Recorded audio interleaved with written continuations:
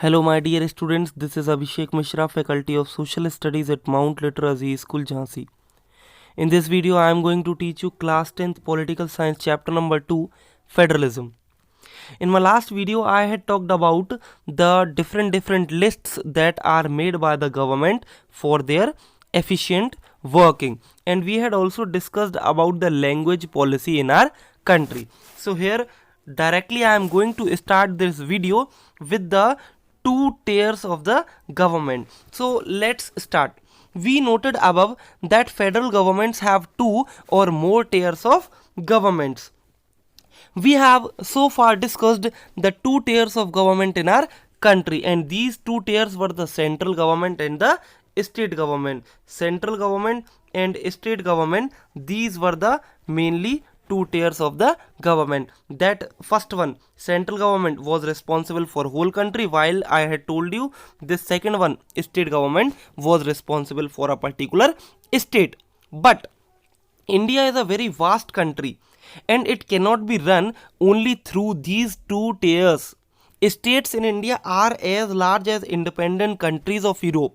If you are going to compare the population of Haryana to Belgium, nearly the population of Haryana is equivalent to Belgium. UP, Uttar Pradesh, is far more bigger than Russia. The population of Russia is nearly about 15 crore, while the population is UP is nearly 23 or 24 crore. Maharashtra is about as big as Germany. So here you can see that the Indian states are even far more bigger than the independent countries of Europe. So it's not possible for the state government only to rule in such states. Many of these states are internally very diverse. So there is thus a need for power sharing within these states. Federal power sharing in India needs another tier of government and below that of the state government. So we need a different tier of power below the state government that can work efficiently at local level. This is the rationale for decentralization of power. Now what is called a decentralization? Giving more and more power of the central and state government to the local government is known as decentralization. Now, thus resulted a third tier of government called local government. When power is taken away from central and state government and is given to local government, it is called as decentralization. Decentralization is the process where we give more power to the municipalities or municipal corporation. The basic idea behind decentralization is that there are large number of problems and issues which are best settled at the local level.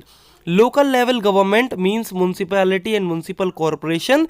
These are the government that can combat the problems very easily at the local level. People have better knowledge of problems in their localities. They also have better ideas on where to spend money and how to manage things more efficiently.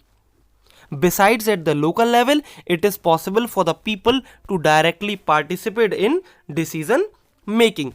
This helps to indicate or inculcate a habit of democratic participation. When power is shared at very lower level, so the ordinary citizen can also participate in the decision making process.